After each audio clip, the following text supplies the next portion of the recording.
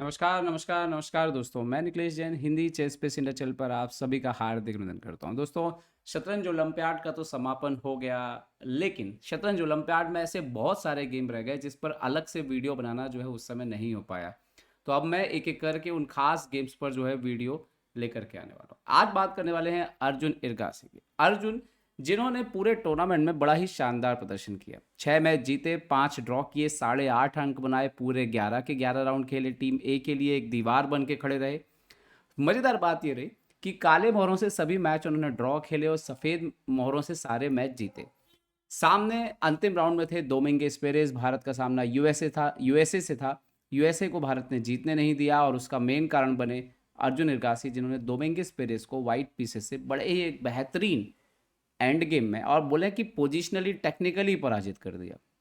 खैर, अच्छी बात ये रही कि इस मैच जीतने के साथ अर्जुन ने 2700 का आंकड़ा भी पार कर लिया, 2702 रेटिंग पे पहुंच गए।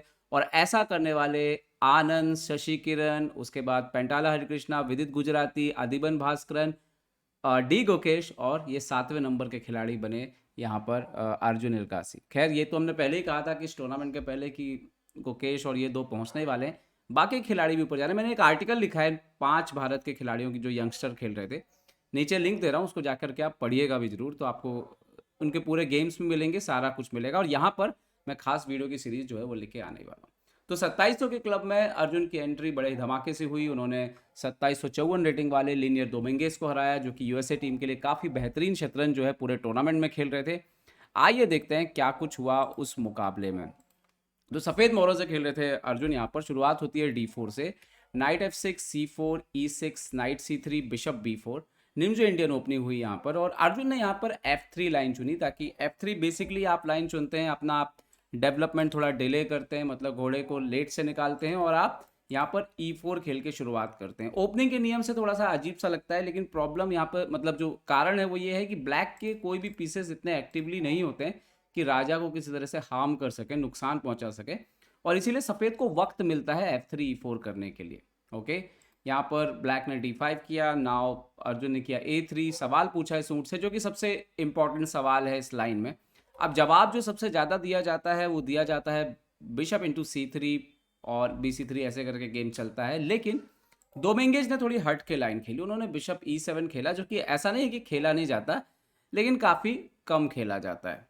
ठीक है, तो कंपेरेटिवली मतलब कि बिशप इंटू C3 के आपको 7-7,500 गेम मिलेंगे डाटाबेस में, तो बिशप E7 के सिर्फ 1000 के आसपास गेम मिलेंगे। ओके, अर्जुन ने सेंटर लिया, जिसके लिए F3 खेला था, D into E4, F into E4, और डोमिंगेज इमीडिएटली C5 करके सेंटर को चैलेंज करते हैं कि भाई जो आपका सेटअप है 3 पॉन का, वो वैसा तो नहीं रहेगा। ओके, यहाँ पर अर्जुन ने D5 खेला, इंटू D5, इंटू D5, और यहाँ पर ब्लैक कैसल कर लेता है। अब व्हाइट की बारी है, डेवलपमेंट जल्दी से कंप्लीट करना है, तो सबसे पहले अर्जुन खेलते हैं बिशप E2, A6 करता है यहाँ पर डोमिंगेज, जो ऐसे लगते हैं कि शायद वो B5 करना चाहते हैं, लेकिन नाइट F3, और यहाँ पर उन्होंने खेला अपने इस ऊंट को बेहतर किया, जो कि ठीक भी है। BD6 कासल हो गया वाइट का, तो वाइट का डेवलपमेंट भी यहाँ पे कंप्लीट हो जाता है। और अब यहाँ पे जो लाइन है वाइट की तरफ से, एक्चुअली कैसल जो है वो नॉवेल्टी थी। यहाँ पे जो लाइन है वो है बिशप G5 खेलता है वाइट पहले, और इस घोड़े को पिन कर देता है। लेकिन यहाँ पर इस पर्टिकुलर पोजीशन में अर्जुन ने पहले सेफ्टी को चुना, कैसल किया, और ये जो है ये नॉवेल्टी थी। बड़ी बात दोस्तों आपको ये बता दूं कि अर्जुन ने इसके पहले रात भर वेस्ली सो के खिलाफ खेलने के लिए तैयारी की थी, क्योंकि ऐसा लग रहा था कि यूएसए अपनी बेस्ट टीम उतारेगा और भारत को हरा करके थोड़ी अपनी पोजीशन को बेहतर बनाना चाहेगा, पदक मिले या ना मिले। लेकिन अंतिम दिन जो है यूएसए टीम ने अरुणियन को आराम दिया, और उसके वजह से डोमिंगेज का सामना अर्जुन से हुआ। तो अर्जुन जो है तैयारी कर रहे थे वेस्ली सो के लिए, डोमिंगेज के लिए उन्होंने इतनी तैयारी की नहीं थी, और सामने आ गए डोमिंगेज। उसके बावजूद ये मैच आप देखिएगा क्या पकड़ के साथ जीता है। ओके, H6 किया यहाँ पर डोमिंगेज ने फायदा उठाया कि भाई बिशप G5 नहीं आए, तो अर्जुन ने भी यहाँ पे H3 किया, और सामने वाले के बिशप को भी कोई डायरेक्ट स्क्वायर जो है वो नहीं दिया। ओके, रुक E8, bishop D3, night BD7, और यहाँ पर अर्जुन जो है वो, एक्चुअली में अर्जुन का ऐसा लग रहा था कि शायद कभी ना कभी B5 आएगा, और जैसे ही आप B5 को मारोगे तो शायद C4 एक और पॉन सेक्रीफाइस करके ब्लैक कुछ क्रिएट करने की कोशिश करे, इसलिए अर्जुन ने टाइमली जो है खुद से A4 खेल दिया। सो अब यहाँ पर काफ़ी सोच, करीब यहाँ पे ना 40 मिनट सोचा, 1 घंटा 10 मिनट से सीधा आधे घंटे के आसपास आ गए थे डोमिंगेज, उसके बाद उन्होंने नाइट F8 खेला, क्योंकि पोजीशन थोड़ी सी कॉम्प्लिकेटेड भी है। रीजन ये है कि जैसे बिशप पीछे हट के क्वीन ऊपर आ सकता है, या फिर नॉर्मल BD2 क्वीन C2 रख के इस रुक को लाया जा सकता है। वाइट जो है वो काफ़ी कंफर्टेबल है बिकॉज ऑफ इस प्यादे की वजह से।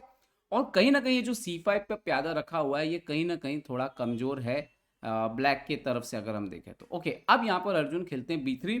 आइडिया अर्जुन का था बड़ा बेमिसाल, सपोर्ट लगाया वो तो ठीक है। उनका आइडिया था कि इस रुक को अगर डबल करना हुआ तो A2 से वो बहुत जल्दी जो है यहाँ पर घुमा सकते हैं। जवाब दिया बिशप C7, उन्होंने पीछे हटाया यहाँ पर और आइडिया किया कि वो क्वीन को जो है आगे रिप्लेस करने वाले हैं। ओके, रुक E1 खेल दिया यहाँ पर इमीडिएटली जो है अर्जुन ने। कारण ये था कि आप रुक एक्सचेंज हम कर रहे हैं, तो अगर आप क्वीन D6 वगैरह कुछ खेलते भी हैं तो रुक E8 के बाद हमारी मात तो जो है मात तो नहीं हो रही है यहाँ पर।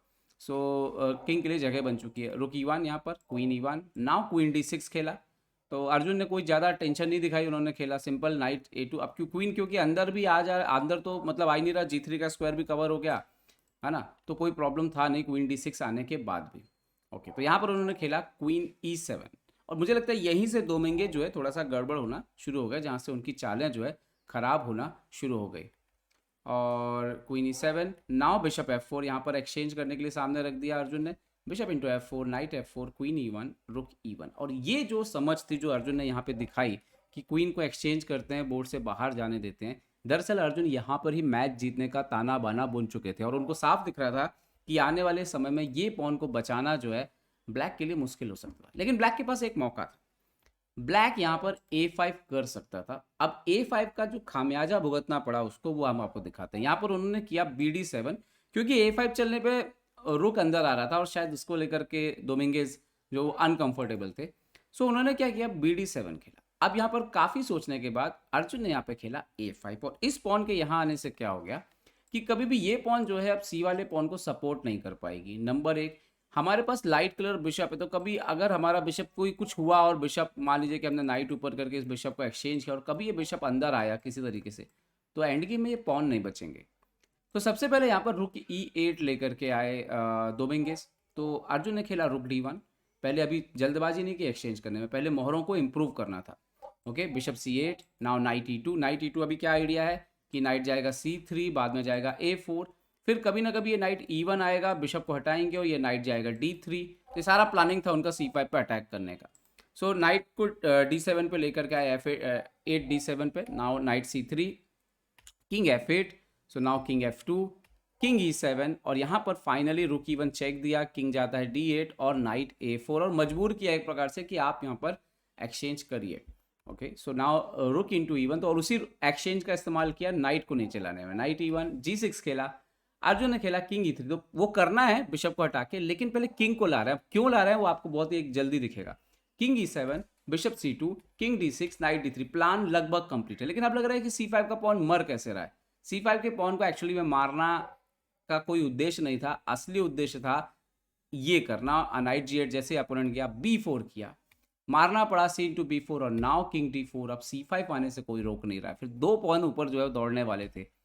नाइट F6 आए, नाउ नाइट इंटू B4 मारा उन्होंने पहले पॉन यहाँ पर, क्योंकि पहले उन्होंने C5 जो है यहाँ पे पुश नहीं किया।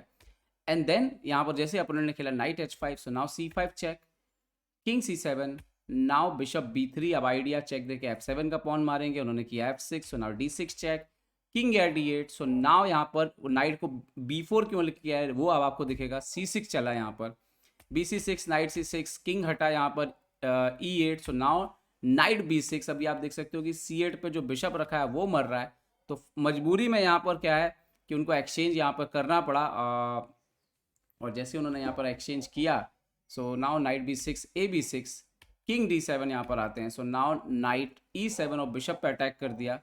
अब बिशप यहाँ पर हटता है, जैसे बिशप हटता है किंग C5। अभी आइडिया है BD5 रखना है, वो लेकर के आए नाइट को F4, but bishop A4 check दिया पहले, किंग पीछे हटा। नाउ बिशप C6, 4 से एक्सचेंज करना, और एक्सचेंज करेंगे तो पॉन क्वीन हो रहा है। अपोनेंट नाइट E6 चेक दिया, but king D5, night F4 और किंग E4 के बाद यहाँ पर दोमिंगेस पेरेज ने जो है रिजाइन कर दिया, क्योंकि 2 में से एक पॉन जो है वो क्वीन बन ही जाएगी।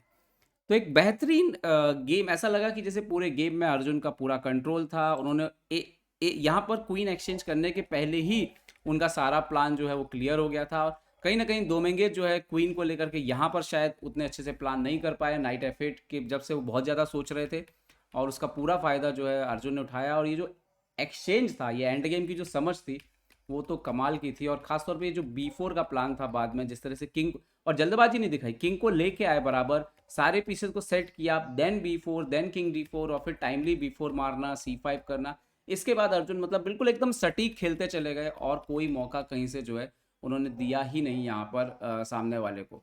तो एक यही बोलूँगा कि एक ऐसा अर्जुन ने गेम दिखाया जिसको देख करके आप साफ तौर पे कह सकते हो कि अर्जुन की जो परिपक्वता है वो निश्चित तौर पर 2700 के ऊपर जो हो चुकी थी।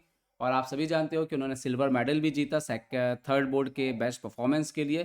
तो उम्मीद करता हूँ दोस्तों ये वीडियो आपको पसंद आएगा। पसंद आया हो तो लाइक, शेयर और सब्सक्राइब करना बिल्कुल मत भूलना दोस्तों। थैंक यू सो मच एक बार फिर से चेस बेस इंडिया हिंदी को 100K के पार ले जाने के लिए। अपना ध्यान रखिए, सुरक्षित रहिए। जय हिंद दोस्तों।